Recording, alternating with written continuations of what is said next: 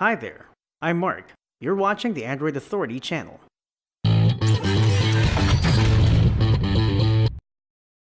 For years, Acer has been trying to make inroads into the Android phones market.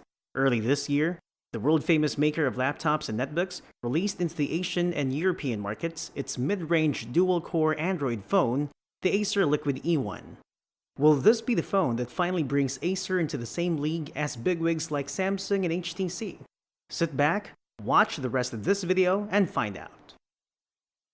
The Liquid E1 caught my attention primarily because of its compact size and shape, which leans towards roundish at a time when Android phones are usually straight-edged and rectangular with slightly rounded corners. Small, pocketable, and light, the E1 is comfortable to hold for one-handed use. With a little effort, my thumb can easily reach the farthest corner of the touchscreen.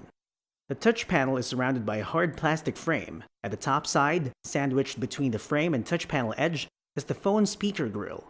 At the opposite side, on the bottom, is the phone mic. Looking at the front and sides of the phone, I can generally say that this is a brave design.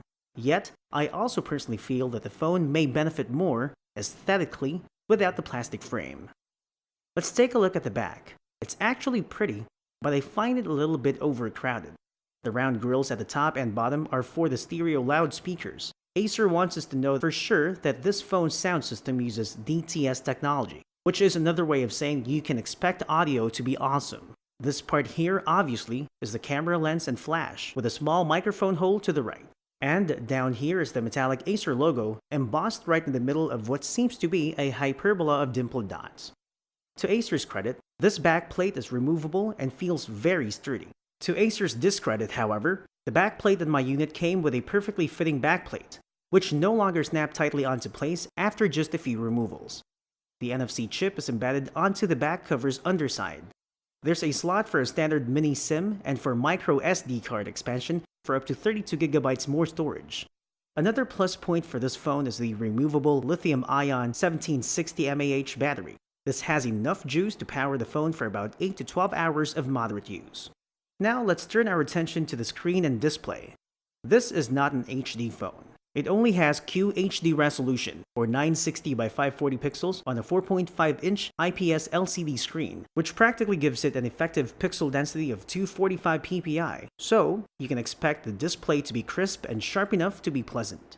I noticed vertical striping in the display. Perhaps it may not be noticeable to most people. It may not even be a big deal to most people.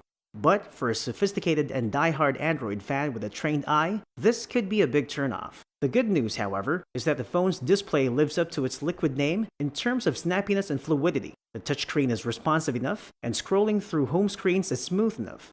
Web browsing is functional at best. Whichever of the two default browsers I use, either stock Android browser or Google Chrome, the phone seems to gasp for breath when rendering web pages and when zooming in or out. It's not a jitter-free ride across the web on this phone. The smoothness, along with a jitter here and there, can be attributed primarily to the phone's processing capability. The Liquid E1 is powered by a dual-core MediaTek MT6577 CPU, PowerVR SGX 531 GPU, 1GB of RAM, and 4GB of internal storage. Don't worry though, app launching is rather quick, and playing HD games such as Cut the Rope, Time Travel HD won't make your phone choke. Apart from that, the phone's connectivity features include Wi-Fi, near-field communication, Bluetooth 3.0, a micro USB port, and a stereo headphone port. Though armed with dual stereo loudspeakers, the Liquid E1 may not be a wise choice for hardcore media production and consumption. But it does have enough muscle for anyone to enjoy the basic pleasures of multimedia. The E1's 5-megapixel camera, for instance, is a snappy shooter. It's not exactly zero shutter lag, but the shutter speed is quite fast. The camera can use several shooting modes, several scene modes, and several image sizes for both photo and video. Don't expect photo quality to be visually stunning, but you can trust the camera to get the job done.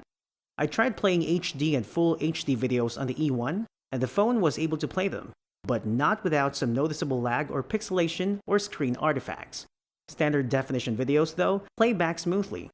Audio quality is quite amazing, thanks to DTS technology and the dual stereo speakers at the back. But to better enjoy the crisp and pleasurable audio, you might want to plug in those headphones. One of the endearing things that I love about this phone is the fact that it is not heavily modded or heavily skinned. Acer UI 5.0 is a simple and easy UI, powered by Android 4.1.1 Jelly Bean underneath. The lock screen animation itself is a testimony to the simplicity of the UI. No fancy ripples or metal rings or light clouds, just a vertical blinds effect. I like the toggle buttons on the notification shade. I also like the feature for scheduling when to power on or power off the phone. Quite useful for those who want to turn off their phones at night when they sleep. The feature known as float caller also seems quite useful. It pops up an interactive alert box for incoming calls instead of opening the phone app and blocking whatever is on your screen. Acer UI is also customizable via the My Style app, which lets you choose wallpapers, including videos. You can customize your lock screen shortcuts, your ringtones, notification alerts, and volume levels. It even lets you choose amazing transition animations and settings for your home screen. My favorites are Flip and Cube. The Acer Liquid E1 isn't exactly a wow phone, but it's not exactly a so-so phone either. It has its shortcomings, but it is not made purely of shortcomings either.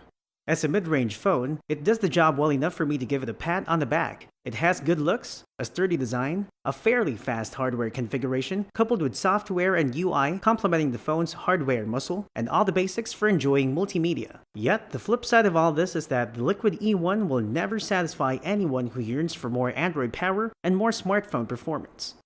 What about you? What do you like or dislike about the Acer Liquid E1? Would you consider buying the Acer Liquid E1? Share your thoughts in the comments. For more Android guides, news, and reviews, visit AndroidAuthority.com and subscribe to our YouTube channel. I'm Mark. Thanks again for watching. Until next time. And remember, the power of Android is yours.